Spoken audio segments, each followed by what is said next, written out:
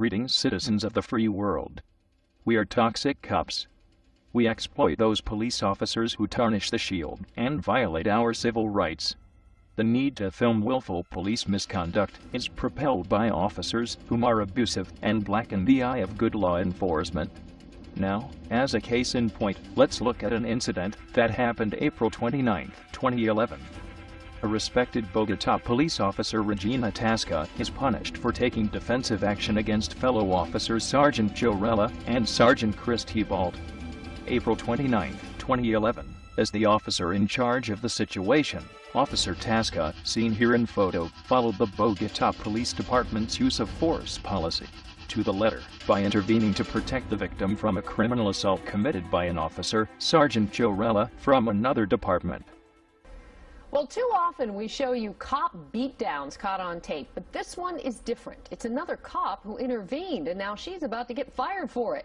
Kirsten Cole has more on the story. Kirsten? Yeah, Jody, this one just does not make sense. An officer brave enough to stop two other officers who are beating an emotionally disturbed young man ended up getting suspended for it, and she's facing firing tomorrow. She says it's worse than just not being a part of the boys' club. It's really because she crossed the line. The blue line.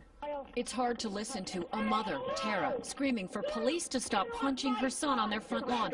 She had called to have her emotionally disturbed son, Kyle, taken to the hospital. Bogotá police responded while waiting for the ambulance. Officer Regina Tasca got the call. But it's the two backup officers from Ridgefield Park who deliver the beating. The Ridgefield Park officer automatically charges and takes him down to the ground. Another police officer from Ridgefield Park comes in his car, flies to the scene and just starts punching him in the head. Kyle never threatened, wasn't violent, didn't have a weapon.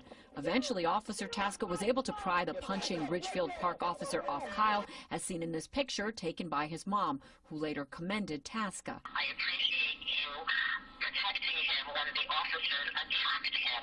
I can't figure out what I would have done without you at the scene. This was excessive force used against an emotionally disturbed person.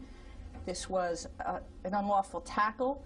This was punching. What happens next is baffling. He's asking me to turn over my weapon. Bogotá PD suspended Tasca for stopping the officers' excessive violence. They never questioned those Ridgefield Park officers about the tackle, the punches.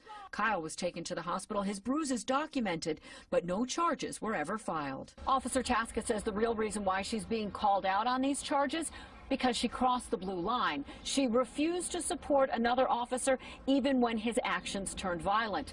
The other problem, the Bogotá Police Department is very small, fewer than 20 officers, and here she is a definitive minority. They've never had a female officer before. I am the first and only gay female also. Despite Tasca's numerous commendations and awards, her 11 years on the job, it can all end this week if a judge decides she should indeed be fired. It's not just terminating her. They're destroying her reputation. I called the Bogotá Police Department numerous times for comment. They never returned the call.